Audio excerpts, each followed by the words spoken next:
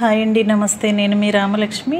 Welcome to Ramalakshmi వంటిల్లు. ఈరోజు tomato పప్పుని చాలా కమ్మగా, చాలా సింపుల్గా,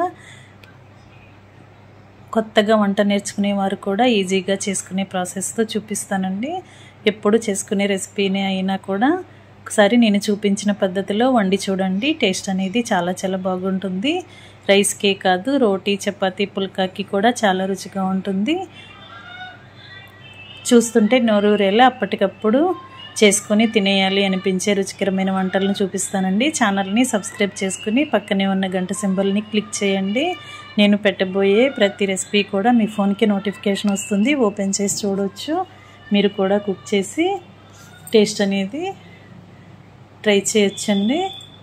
ముందుగా ఒక బౌల్ నిండా కందిపప్పును తీసుకుని ఒక గిన్నెలోకి వేసుకుని స్టవ్ పై పెట్టుకుని ఫ్లేమ్ మొత్తం తగ్గించండి. లో ఫ్లేమ్లోనే దీనిని గరిటెతో కలుపుకుంటూ క్రిస్పీగా అయ్యేంత వరకు బాగా ఫ్రై చేయండి. పప్పు అనేది పచ్చివాసన ఏమీ లేకుండా కొంచెం పలుకుగా గట్టిగా వచ్చేంత వరకు కూడా బాగా ఫ్రై చేసి స్టవ్ ఆఫ్ చేసుకుని దానిని ఒక గిన్నెలోకి వేసుకుని వాటర్ ఎక్కువగా పోసి బాగా కడగండి. ఛానల్ని కొత్తగా వాచ్ చేస్తున్నవారు సబ్స్క్రైబ్ చేసుకుని పక్కనే ఉన్న గంట సింబల్ని టచ్ చేయండి. నేను పెట్టబోయే ప్రతి రెసిపీ కూడా చూసి మీరు కూడా ట్రై చేసి మీ ఇంట్లో వారందరూ అందించే పొగడ్తలకు పొంగిపోతారని ఆశిస్తూ ఈ కందిపప్పుని బాగా కడిగిన తర్వాత ఏ కప్పుతో పప్పు కొలిచి తీసుకున్నామో అదే కప్పుతో ఒక కప్పు పప్పుకి 1.5 కప్పుల వరకు వాటర్ని పోసి మీడియం సైజు టొమాటోలని ఒక 4 నుండి 5 వరకు తీసుకుని బాగా కడిగి ముక్కలుగా కట్ చేసుకుని 1 కప్పు వరకు పుదీనా ఆకుని కూడా బాగా వాటర్తో వాష్ చేసుకుని పుదీనా ఆకులు కూడా టొమాటో ముక్కలతో పాటు వేసుకోండి. అలాగే ఒక మీడియం సైజు ఉల్లిపాయని కూడా చిన్న ముక్కలుగా కట్ చేసి వేసుకుని 2 పచ్చిమిర్చిని కూడా ముక్కలుగా కట్ చేసి వేసుకుని కొన్ని కరివేపాకు రెబ్బలు కూడా వేసుకోండి. 1 టేబుల్ స్పూన్ ఆయిల్ వేసుకున్నారంటే పప్పు అనేది చాలా మెత్తగా ఉడుకుతుంది, చాలా త్వరగా ఉడికిపోతుందండి. టైం అనేది ఎక్కువ తీసుకోదు. ఇలా ఆయిల్ కూడా యాడ్ చేసిన తర్వాత మనం వేసిన ఇంగ్రీడియంట్స్ అన్నీ పప్పులో బాగా కలిపి కొంచెంగా వాటర్ని యాడ్ చేయండి. మరి ఎక్కువగా వాటర్ పోయొద్దండి.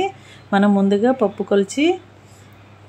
కొలిచిన కప్పుతోని వాటర్ని కొలిచి పోసుకున్నాం కదా, ఆ వాటర్తోని పప్పు అంతా బాగా ఉడికిపోతుంది. ఇప్పుడు కుక్కర్ తీసుకుని దాని అడుగున వాటర్ని పోసి ఏదైనా స్టాండ్ని కానీ బౌల్ కానీ బోర్లించి దానిపై పప్పు కలుపుకున్న గిన్నెను పెట్టి గిన్నెకు మూత పెట్టి కుక్కర్ మూతని క్లోజ్ చేయండి.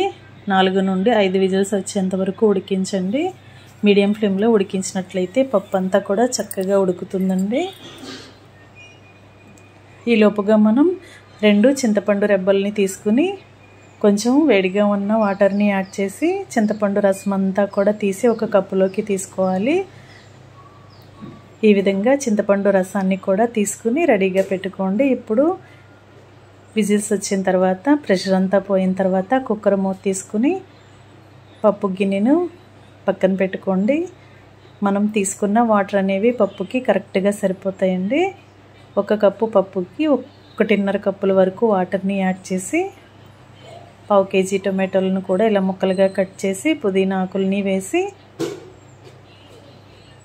ఉల్లిపాయ, పచ్చిమిర్చి, కరివేపాకు వేసి బాగా ఉడికించాం కదా. ఇప్పుడు టేస్ట్కి సరిపడా సాల్ట్ని 2-3 టేబుల్ స్పూన్లు కారాన్ని యాడ్ చేయండి. చిటికెడు పసుపు కూడా వేసుకుని మనం ముందుగా రసం తీసి పెట్టుకున్న చింతపండు అంతా కూడా ఇలా వేసుకోండి. చింతపండు అనేది టమాటో పప్పు అయినా కూడా చింతపండు రసం అనేది పప్పుకి మరింత టేస్ట్ని ఇస్తుందండి. చింతపండు రసం అనేది అసలు స్కిప్ చేయొద్దు. ఖచ్చితంగా వేసి చూడండి. పప్పు టేస్ట్ అనేది చాలా చాలా బాగుంటుంది. ఇవన్నీ కూడా గరిటెతో బాగా కలిపిన తర్వాత స్టవ్ పై పెట్టుకుని 1 నిమిషం పాటు బాగా ఉడికించండి. మనం పోసిన చింతపండు పులుసు అంతా కూడా బాగా కలుస్తుంది. అలాగే ఉప్పు, కారం కూడా యాడ్ చేసాం కదండి, అది కూడా పప్పులో బాగా కలుస్తుంది. ఇలా 1 నిమిషం పాటు బాగా ఉడికించి 2 పచ్చిమిర్చి చీలికలను కూడా వేసినట్లయితే పచ్చిమిర్చి టేస్ట్ అనేది పప్పులో దిగి పప్పు మరింత టేస్టీగా ఉంటుంది. క్యాటరింగ్ స్టైల్ పప్పులాగా చక్కగా వస్తుందండి. ఇలా 2 నిమిషాలు బాగా ఉడికించిన తర్వాత పప్పు గుత్తితో కానీ మ్యాషర్తో కానీ ఇలా మెదుపుకోండి.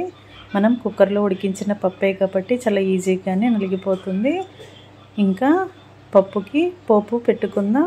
స్టవ్ ఆన్ చేసి పోపుకి సరిపడా గిన్నెను పెట్టుకుని 2 గరిటెల ఆయిల్ పోసి పచ్చిశనగపప్పు, మినప్పప్పు, జీలకర్ర, ఆవాలు, కొంచెంగా మెంతులు కూడా వేసుకుని దంచిన వెల్లుల్లి రెబ్బలు కూడా వేసుకుని కొన్ని ఎండుమిర్చి ముక్కలు కూడా వేసుకోండి.